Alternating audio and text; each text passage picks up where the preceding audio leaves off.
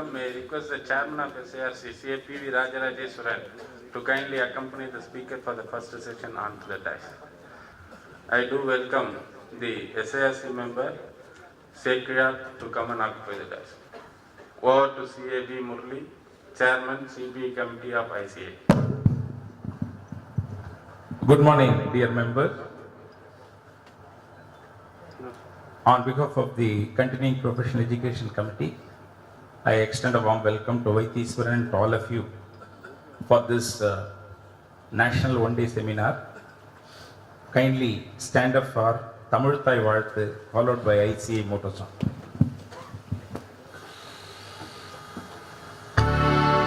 நீராறும் கடலொடுத்த நிலமடந்து எழிலொழுகும் சீராறும் வதனமென திகழ்வரத கண்டமிழே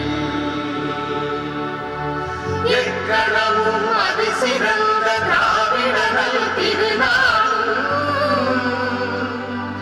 தக்க சிறு பிறைமுதலும் கருத்தனரும் திலகமுமே அத்திலக வாசனை போல் அனைத்துலகும் இன்பமுற எத்திசையும் புகழ் வணக்க இருந்த பெரும் தமிழனங்கே தமிழனங்கே உன் சீரிழமை திறமிகந்து செயல் மறந்து வாழ்த்ததுமே வாழ்த்ததுமே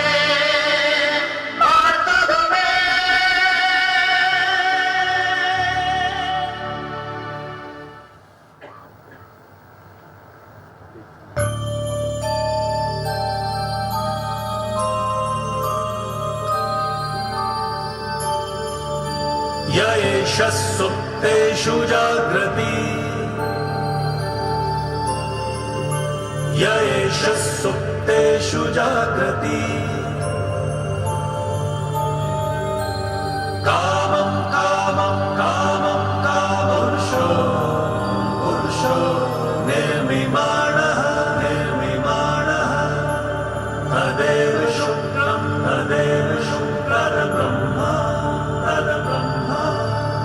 तदेवामृतमुच्यते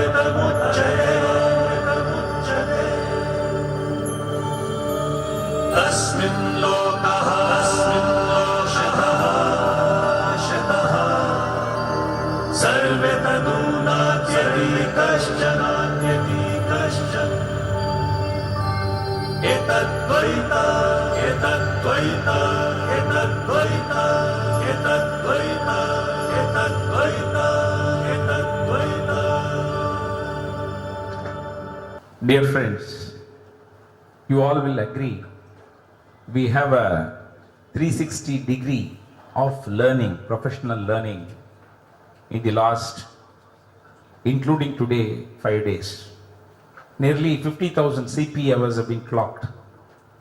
And who is who from the profession came and addressed. And we have a wide range of topics. It is not only directed towards direct tax or a company law or a project finance or indirect tax. It's a complete presentation. And anyone who is participated here and getting a background material will be in a position to handle any jobs, at least at the entry level. And they also come to know who is specializing in that particular field, so that any professional assignment comes, he can outsource, keep a margin and make a professional opportunity not to let go. And from that angle, we have today K. Vaitheswaran, advocate, is also a cost accountant who has come here to address on service tax and VAT current issues.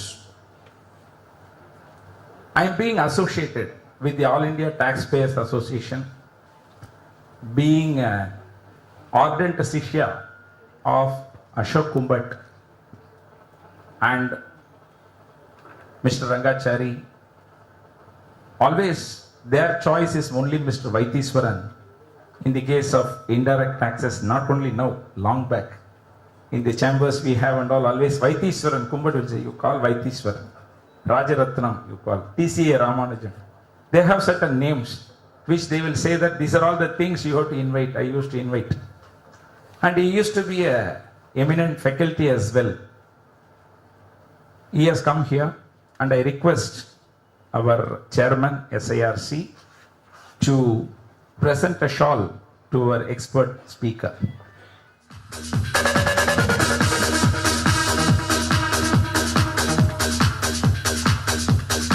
I request Sekirar, our regional council member from Deloitte, kindly garland.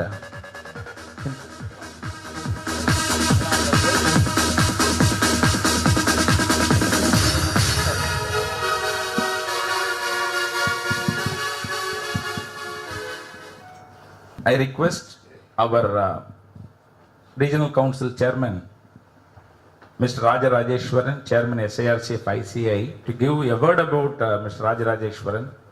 He has organized a grand mega regional conference in Madurai. அருமையான ஒரு conference, அருமையான உணவு, எல்லாம் நல்லா பண்ணீங்க. பாண்டிய நாட்டுக்கே உரிய ஒரு ஹாஸ்பிட்டாலிட்டி எக்ஸிபிட் பண்ணாரு as such. So thank you very much. Kindly give a big hand. Because he has given a free hand to me, you have to give a big hand. So kindly give a welcome address for this.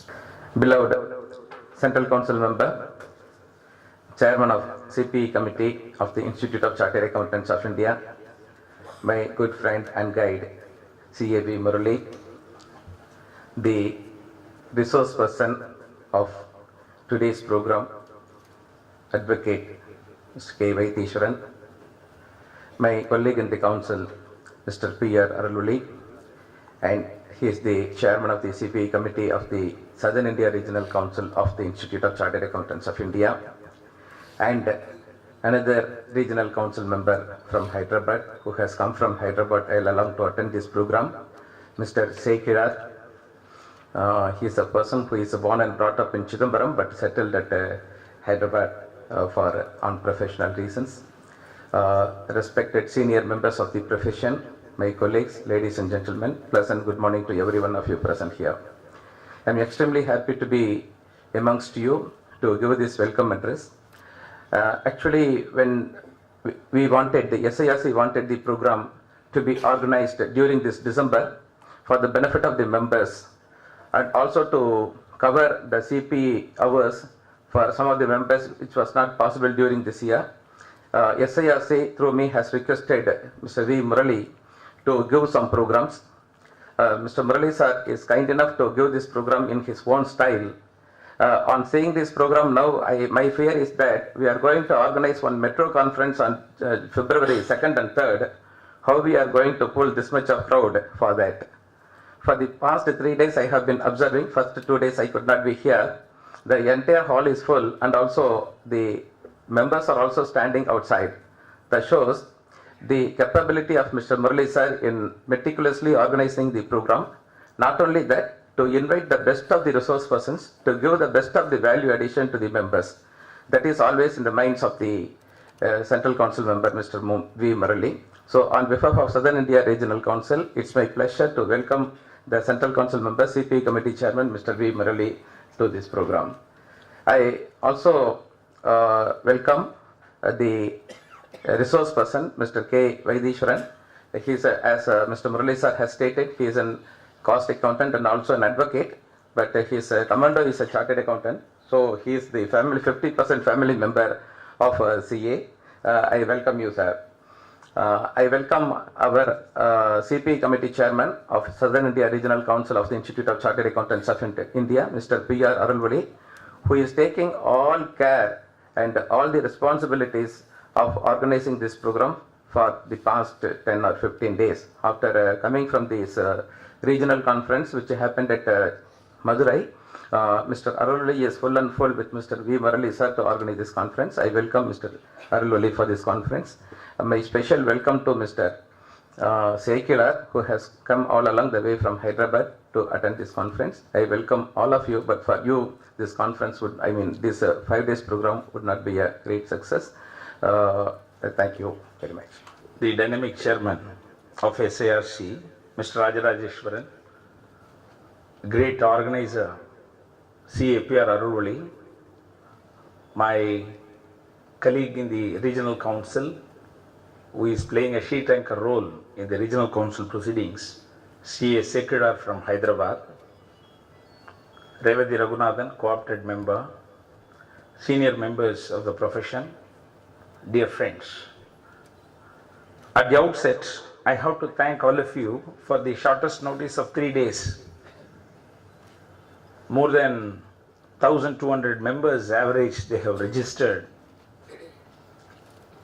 Spot we have stopped, and we mentioned that no spot registration. And despite that, Christmas is a holiday. Monday we have put it. Exactly 3 days. People have come, not only you, the top speakers in the country. Only problem I had is because of the season and because of the climatic limitations, because of the bomb blast in Bangalore, all the flights got affected, especially Delhi. We have 12 hours. Girish Ahuja left in the evening. He could reach only next day, Delhi. They taken a lot of pains. And Sunil Talatiji again delayed. Yesterday we had Vinay Mrutyunjaya. Normally SpiceJet delayed. Here SpiceJet he has come. Jet was delayed by 5 hours. That was the situation. With that they have come. Even the Chief Commissioner, Director General Investigation, Director of Inspection, Trivandrum, Director Exemptions who have come. Today I invited DGP, my client DGP Nadraj. I invited in the morning, 9 o'clock. His wife again from accounting fraternity. Today Vaitheswaran is an advocate, his wife is a chartered accountant. I am a chartered accountant, my wife is an advocate. So like that, so many combinations of professional connections, networking, how we have to use to ensure that right from chief guest to guest of honor to light the Kuttavalaga, also short notice only, nobody knows. We sat on a Saturday night, myself, Rajarajeshwaran, Arulvali, whatever the program, because I was leaving on Sunday to Trivandrum. So Saturday only was available. I came from abroad and I have to be there, give the program. Next day, our council meeting. At Trivandrum, we had a CPE conference, followed by 4 days of council meeting. Then I returned on 26th evening. Till the time, the entire organization, I told Sarana Bhavan, it should be the first class food, grade 1 food only should be there. He said, sir, the costing and all, no, you should give it from the CPE side, we have got enough surplus, we have to give free. Then he said, no sir, we will charge at least a reasonable one, some 300 rupees and odd, we will try to give, at least to cover the thing. We said, whatever the transportation expenses, whatever the flight charges, whatever comes 50,000, 60,000 for each speaker, we will take care, central committee, don't worry. We will, no sir, small one we will do it because we have to do many programs also, otherwise people will be expecting the same one. So I said, that's why I do it at the fag end. Beyond that, there is nothing. 31st is the last day for CPE calendar. So whoever want to do, whatever you want to do, you do it. So that nobody should be there, you have done it, underpriced it so much. So you do everything. Finally, we will do it. This is the practice we adopted for the last 10 years. And accordingly, we have fixed. And all the arrangements, registration, everything, Mr. Arulvali took care of it. For that, I have to thank him. And today, we have excellent programs. We have Foreign Contribution Regulation Act. Mr. Kandaswamy, it's a very important act controlled by the Home Ministry. Entire regulation is there.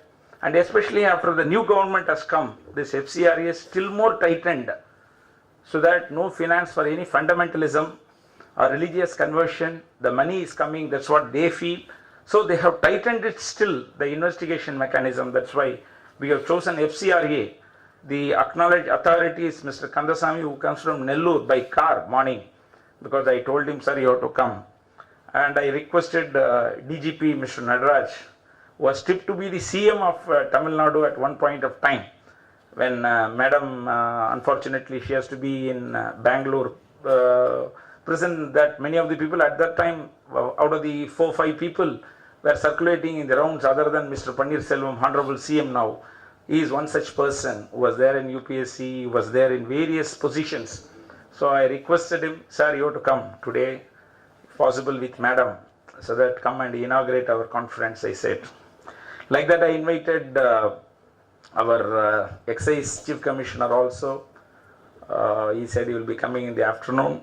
So like that everybody, they know, sir, this is the thing, professional, continuous professional education at short notice, you have to come. Everybody extended help. Nobody said no. Chief Commissioner, when Chief Commissioner of Income Tax, Gopalan's family wedding was there. Even Chaudhary said he will be coming, Central Board of Direct Taxes. But seeing that Delhi flights problem, he has to get back very fast. Otherwise, there was a topic on black money.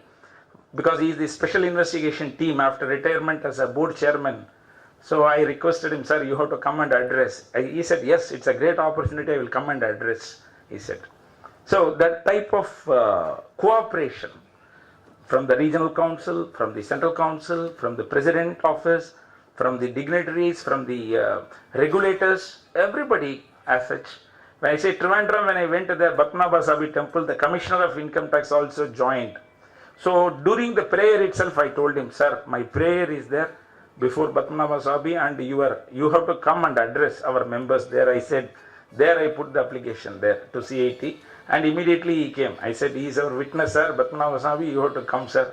No, you have, the witness is very powerful, I don't want, I will come. So he came and addressed actually. So like that, everybody cooperated. So that first, my fullest thanks to all of you. And regarding Vaitishwaran, as I said, one movie I have today, Rajendran, when the speaker came, sir, Mr. Vaitishwaran hasn't, Vaitishwaran sitting here, he was asking, Vaitishwaran hasn't come, sir, first speaker, who, sir, like that. Even Aruloli was asking, the Tillumullu movie, have you seen it?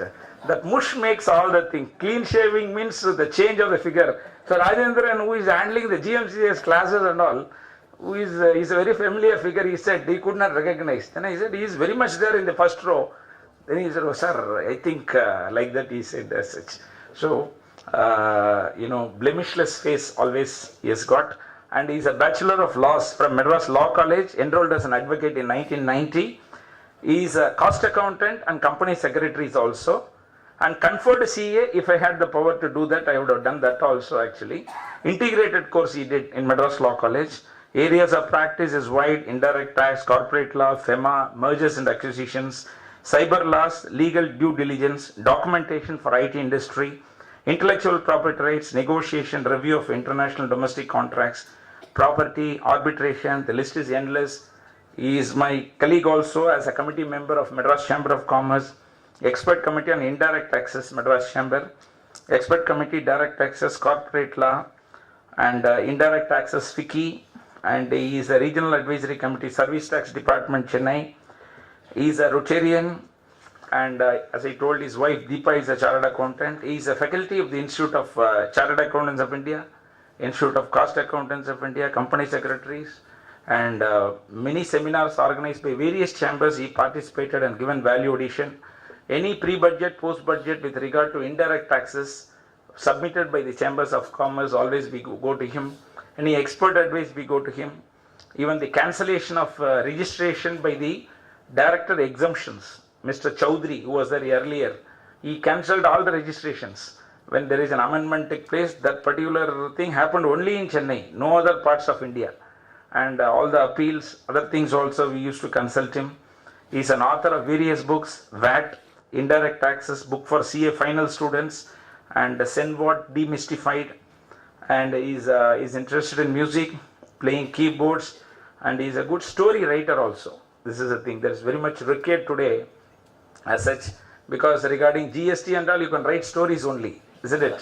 So when it will come and all that, you have to write some stories. So like that, he is a good story writer also. With this prelude, I have great pleasure in presenting before you Mr. Vaitishwaran. Please give him a very big hand. Over to Mr. Vaitishwaran. Good morning, friends.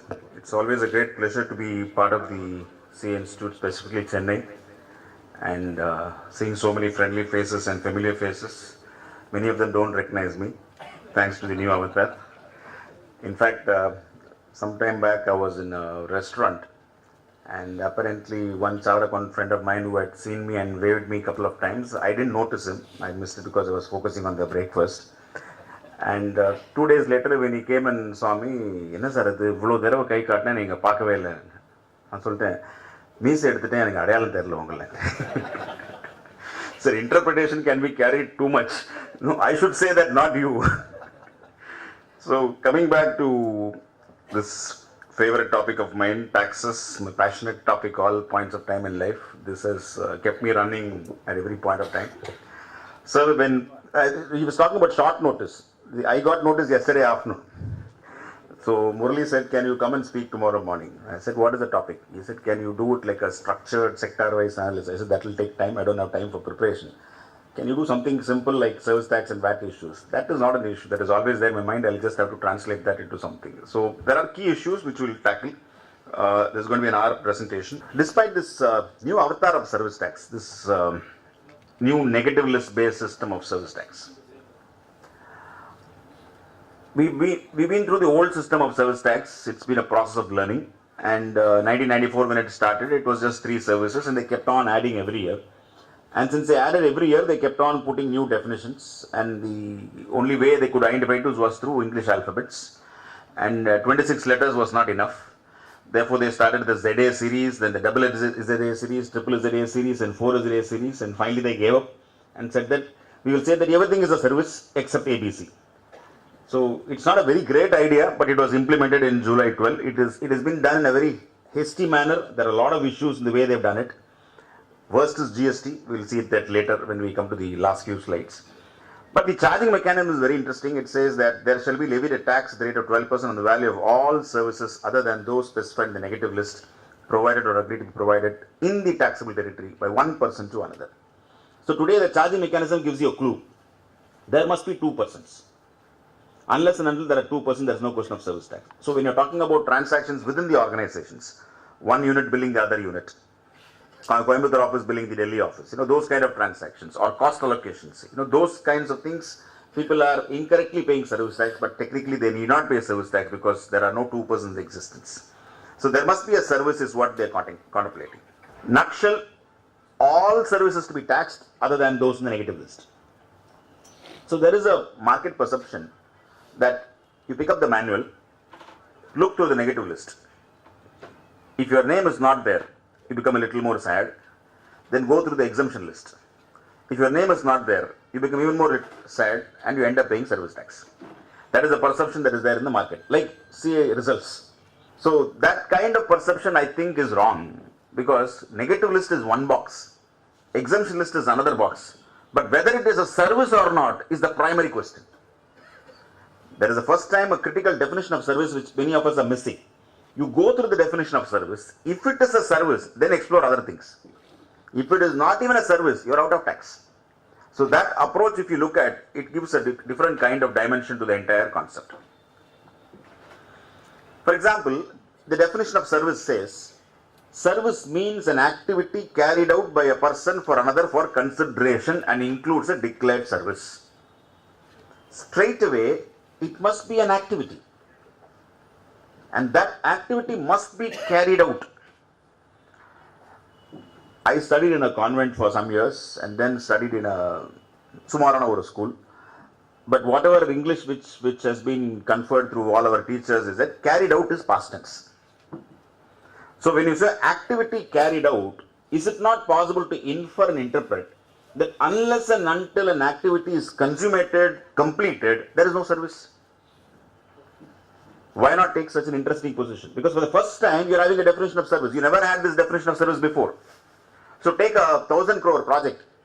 Somebody gets a mobilization advance of 100 crores. Work itself has not started. He has not even gone to the site. No work has started, no preliminary work is done. In fact, even before he starts, somebody gets a high court order stay. You can't do this project. Why should he pay service tax on that 100 crores, which is accounting as advance? When it comes to income tax, we say, sir, there is no income, it is advance.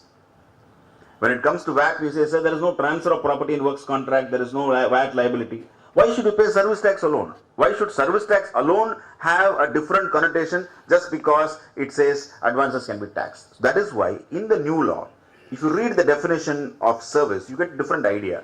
Carried out indicates past tense completed. It is not a provision which says carried out or being carried out or agreed to be carried out. like section 9 of income tax. You don't have such kind of language.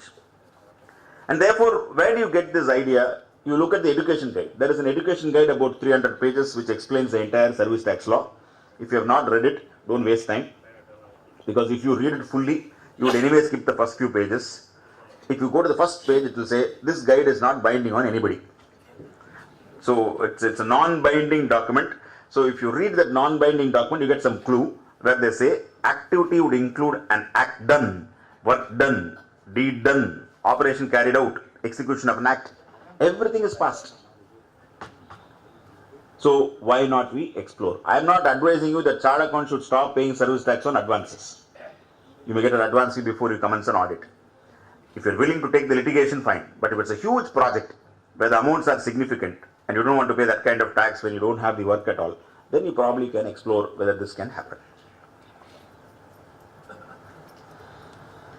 Activity carried out for consideration. So the most crucial word is activity. The second most crucial word is consideration. Both are not defined. See, we are, I think as chartered accountants and lawyers, we have dealt with this tax laws and other laws over a period of time. And we know that most critical words will never be defined. They will allow it to be interpreted. Most irrelevant words will be elaborately defined.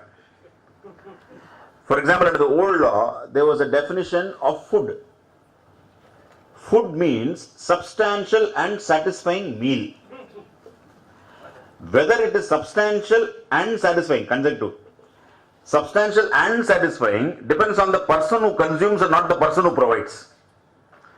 So people are claiming exemption for food. One fellow was providing one small sandwich, one small samosa and one coffee and claimed the exemption. Department said, sir, this is not food. Food means full meals. In the music academy, Sabala Bodra Mari or meals. Okay. Otherwise, it is only tiffin. We will not allow the benefit. Matter went up to High Court, and High Court gave a judgment saying that supplying the small 3 items can be called as high tea, which is the modern equivalent of lunch or dinner. So one word called food, unnecessarily defined, dragged somebody up to a High Court. So wherever critical, we will have no definitions. Wherever irrelevant, we will have all kinds of definitions. So consideration is not defined. So you go to the Contract Act, which is quite wide. It talks about non-monetary, monetary, deferred payment. Everything can be looked at consideration. But if there is no consideration in a transaction, there is no service tax. So that brings us to our logic whether cost sharing can be subject to service tax. I have a CFO working in one company. He spends 3 months in another company. Therefore, 3 months salary is debited to the other company, group company. Where is the question of service? There is no activity carried out for consideration. His proportionate cost is recovered. Reimbursements, actual reimbursements, there is no consideration involved. So if consideration is not involved, there is no question of service tax. We had an interesting example to deal with. One of the big malls was charging service tax on the rent portion. And the client was paying service tax on the rent. Now there was a electricity meter for actual power consumption, water meter for actual water consumption. Therefore a debit note was raised for water consumption, power consumption, amount reimbursed. The mall owner wanted to charge service tax even on the electricity as well as the water. The tenant was arguing saying that these are all reimbursements not liable to service tax. The mall owner insisted nothing doing, I will include everything in value, I will charge service tax on that. So we advise the client saying that if that is the position is going to adopt, you take another position saying that if you are going to take this stand, we will deduct TDS under 194I even on that electricity and power. Because you are calling it as a service. The mall owner came back and saying, no, you cannot deduct 194I on these 2 items because they are reimbursements. Anga reimbursement, ingu reimbursement. So you cannot take a different position in direct tax and indirect tax. If you take a position for direct tax, it is reimbursement, please take the same position in direct tax or vice versa. So finally we are able to convince him that this is not attracting service tax, this is not attracting TDS. So activity without consideration becomes a very critical point. So as I said, so long as there is no margin on expenses, it is possible to take a position that there is no service being rendered and reimbursements are not liable to service tax. There are enough judgments in income tax in the context of reimbursements. Not only Delhi High Court, Dublin is global, Bombay ITAT is a fantastic judgment to understand what is reimbursement, what is not reimbursement. What happens to compensation? when I receive some money by way of compensation, I am not carrying out an activity for consideration. Normally, compensation is for a peril or a loss, or it could be damages for a breach of contract. Breach of contract is not an activity carried out for consideration. So you are not planning yourself to do a breach of contract. So if damages are flowing through, there is no question of service tax. There is no question of compensation being subject to service tax. Take a classic example of hotels. Hotels take money in advance for booking. And then they put a clause saying that if you don't attend, if you don't show up on that, if you are a no-show at that particular point of time, 40%, 50% will be taken as cancellation charges, or you will forfeit the entire amount sometimes. Now in such a situation, where is the rendering of service of lodging by the hotel? And for all these, there are judgments available. See, we are dealing with service tax in this new avatar. But world over, they have already dealt with this. So there are European courts which have already analyzed this. You have judgments which say, in the case of hotels, deposit collected in advance and retained on cancellation does not constitute a remuneration for a service in the nature of compensation. So enough precedents are available. As I said, you need to focus on the definition of service. So if you focus on the definition of service, you find out that it excludes so many things. An activity which constitutes mere transfer of title and goods by way of sale, gift, or in any other manner. If I sell a commodity, it is again an activity for consideration. But if you tax it, you are getting into VAT territory. Therefore, Parliament understood this concept and eliminated this transaction from the definition of service itself. And transferring title to goods, it is not even a service. But unfortunately, this will get most probably rectified in this budget. We have made adequate representations. The definition of goods includes securities. Since it includes securities, an unwarranted problem has been created. Let us take a company which has got a 500 crore turnover. 500 crore turnover, paying full excise duty, no issues in SENVAT credit. Since they got a lot of money, they decide to invest in mutual funds. So they put some money in mutual funds, and these mutual funds are also redeemed at a profit. When they redeem these mutual funds at a profit, the department is now taking a view that you had purchased mutual funds, now you have sold mutual funds, therefore mutual funds is goods, you have sold goods, therefore it is trading. You are a manufacturer as well as trader, you have not availed you cannot avail full SENVAT credit, you must proportionately reverse SENVAT credit attributable to your trading. This is a mind-boggling issue. Show cause notices have already started everywhere. We are trying to say that is not the intention of the law. This is something like a mirror image of the 14A controversy. In income tax, you have this 14A concept whereby, they would try sometime to tax a particular amount which is 10 times more than the actual expense you incur, even in respect of the common expenses. So, of course, now judgments are coming in favor of the SSC. But 14A is a live example of how your non-taxable income relatable expenditure is addressed in income tax. The same concept is flowing through in SENVAT. Excludes transfer of title and immovable property by way of sale, gift, or in any other manner. If I sell an immovable property, it is an activity for consideration. Therefore, it has to be kept out because it's a stamp duty subject and a registration subject. So, sale of immovable property is completely left out. And look at it carefully. Excludes transfer of title immovable property by way of sale, gift, or in any other manner. Any other manner can also be an exchange of immovable property. If there is an exchange of immovable property, that would also be seen as a transaction which involves transfer of title. So a lot of ideas are floating around whether we can say that in a joint development transaction, you can perceive it as an exchange. He had land, he now has flats. Can you explore whether it can be structured as an exchange under the Transfer of Property Act? So new dimensions are coming in terms of these ideas. I'm just putting some thoughts. The definition of service specifically excludes all the deemed sale transactions. See, way back, long back, somebody was building an immovable property and selling it. Sales tax authorities went to them and said, please pay sales tax. That fellow said, this is immovable property. You can't come to me, sales tax only on movable property. So having lost the case before the Supreme Court, the states pressurized the centre saying, give us a power of taxation. So centre decided to implement a constitutional amendment in 1986, whereby certain transactions, they inferred a sale in such transaction. So if I'm constructing this huge building, While constructing this building, cement is going in, brick is going in, sand is going in, aluminum is going in, glass is going in. Therefore, there is a transfer of property in the course of execution of works contract or WCT. So they call that material portion as a sale and decide to tax it. Old law, if I sell, I have to pay sales tax. So our fellow said, 99 years lease. நீ இருக்க மாட்டேன், நான் இருக்க மாட்டேன். So 99 years lease, tax கட்ட வேண்டாம். So the law got amended saying, transfer of right to use goods is a sale. So lease transactions walked into the ambit of sales tax. So this entire 3629A is a body of transactions which covers concepts which were defeated by law. So what service tax law says, wherever goods are getting taxed, we will keep them out of the service tax ambit. This is the first judgment in the new law of service tax, Delhi Chit Fund Association, where they explored the entire concept of chit fund and then came to a conclusion that under the new law, service tax can be imposed if only 4 elements are satisfied. There must be a person providing a service, there must be a person receiving the service, actual rendering of service. Now go back to my earlier concept of why advances should not be taxed. Advances should not be taxed because there is no actual rendering of service. Where is the question of rendering of service? I don't even start anything.